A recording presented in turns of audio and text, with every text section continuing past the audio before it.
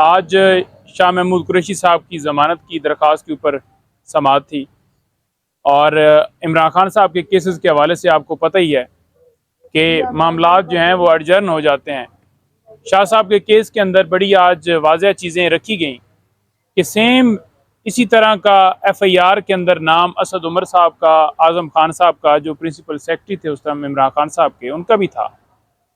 उनका नाम कैसे जो है वो चलान में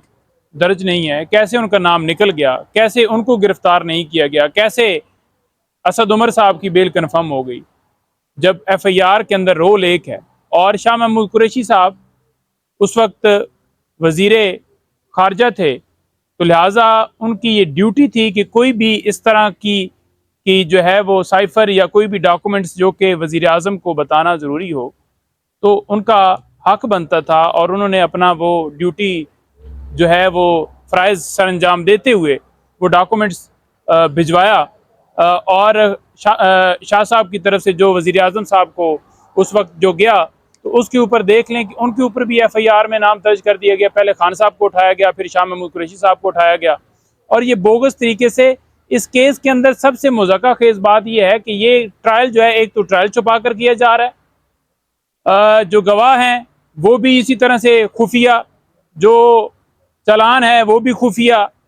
और जो उसके अंदर एविडेंस करवाई जाती है वो भी खुफिया। कल दरखास्तें दो दी गई जिनमें बड़ी अहम दरखास्तें ये थी कि एक तो जो रूल्स हैं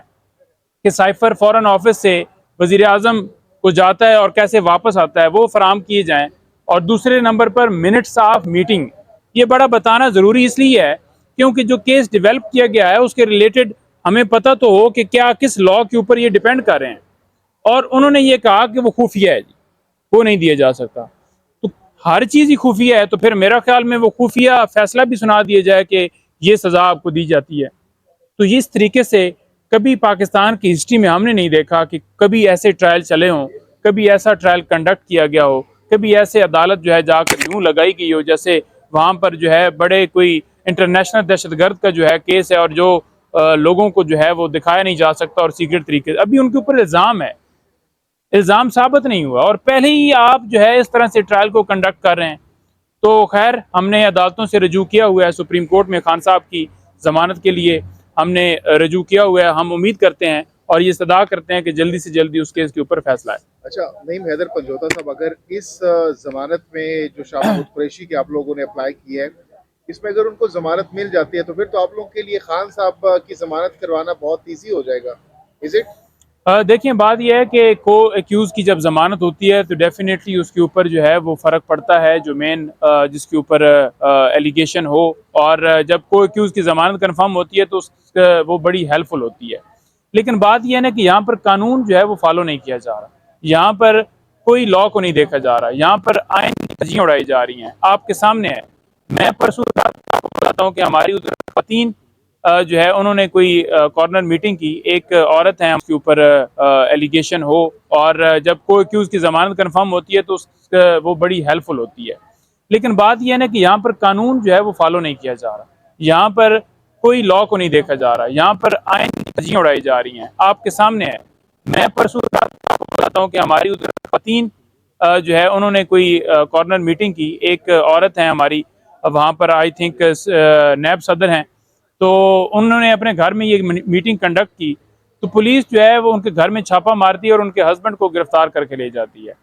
और उसके बच्चे जो हैं वो वहाँ पर रो रहे हैं, चिल्ला रहे हैं। कसूर क्या है जी कि आपने मीटिंग क्यों की है? पुलिस को पता कैसे चलता है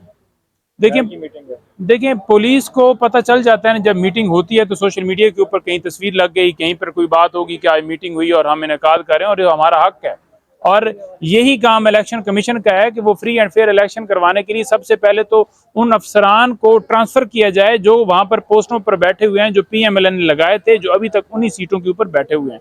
उनको हटाया जाए, चाहे किसी सूबे का IG हो, DC हो, पटवारी तक अभी तक उनके लगे हुए हैं। तो जब तक वो नहीं हटेंगे तो वो तो ऐसे ही उनकी डायरेक्शंस के ऊपर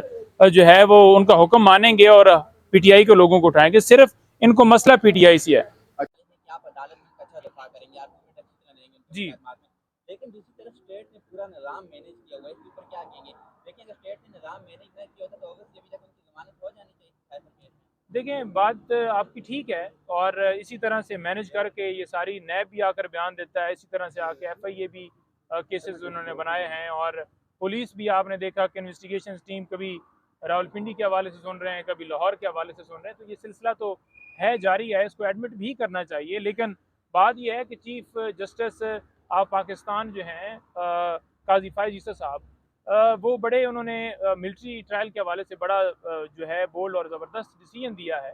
तो देखें, उम्मीद जो है और दरवाज़ा जो है वो अदालतों को ही खटखटाना है।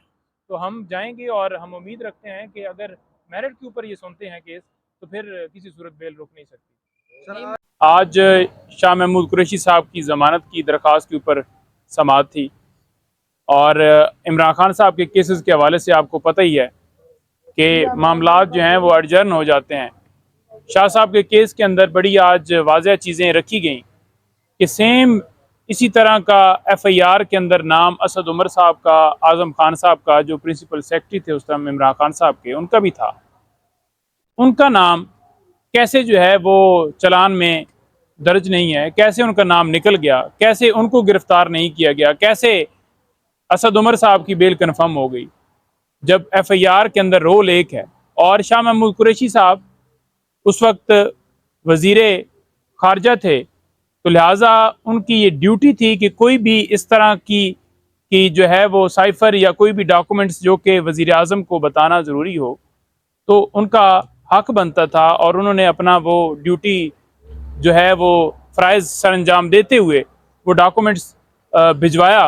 और शाह साहब की तरफ से जो वज़ीर आज़म साहब को उस वक्त जो गया, तो उसके ऊपर देख लें कि उनके ऊपर भी FIR में नाम दर्ज कर दिया गया। पहले खान साहब को उठाया गया, फिर शाह महमूद कुरैशी साहब को उठाया गया